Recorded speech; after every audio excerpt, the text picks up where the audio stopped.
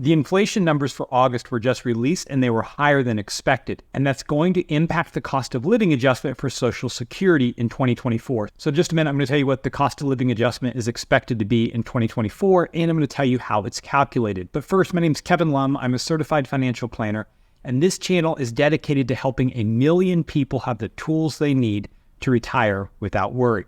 Before we talk about what the cost of living adjustment is expected to be in 2024, I want to take a moment and just step back and talk about how that number is calculated.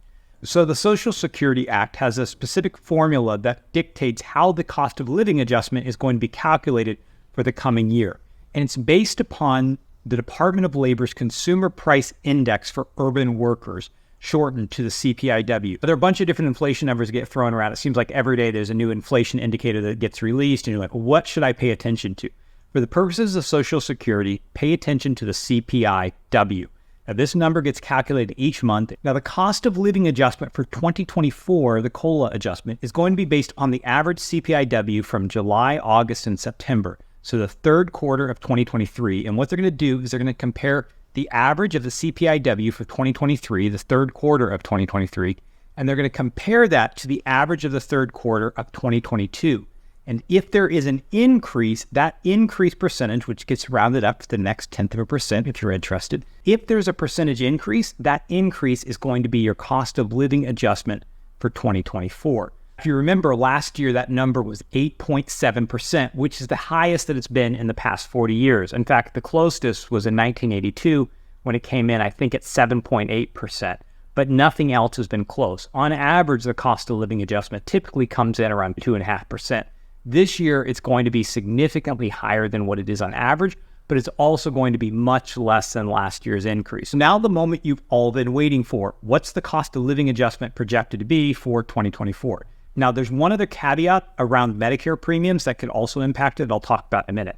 But the Senior Citizens League, and they track this really closely, is estimating that in 2024, the cost of living adjustment is going to be 3.2%. Previously, it had been projected to be at 3%, but the August inflation numbers came in higher than expected, and so it's been adjusted up to 3.2%.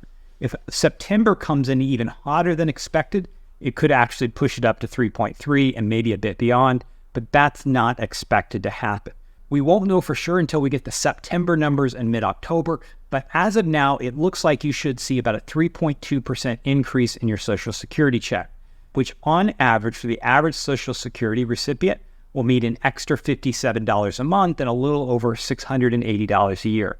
Now, it's going to be based upon your premium amount. That's just kind of the average of all Social Security payments. So most likely you should see an average almost an extra $60 a month in your check, which should help out a bit. Now, here's the caveat I mentioned.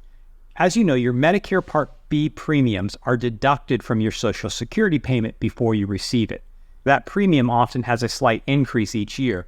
We don't yet know how much the increase is going to be for 2024. We won't know that until November.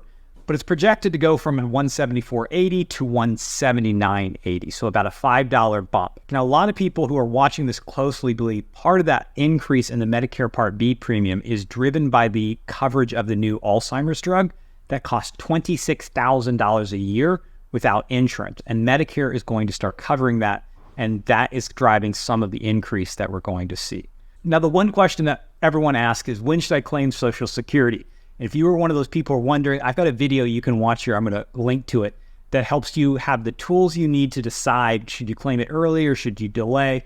I don't give a prescriptive answer because honestly, it's an individual decision based on your situation, but I give you a framework for helping to think through it. So you can go ahead and watch that video now.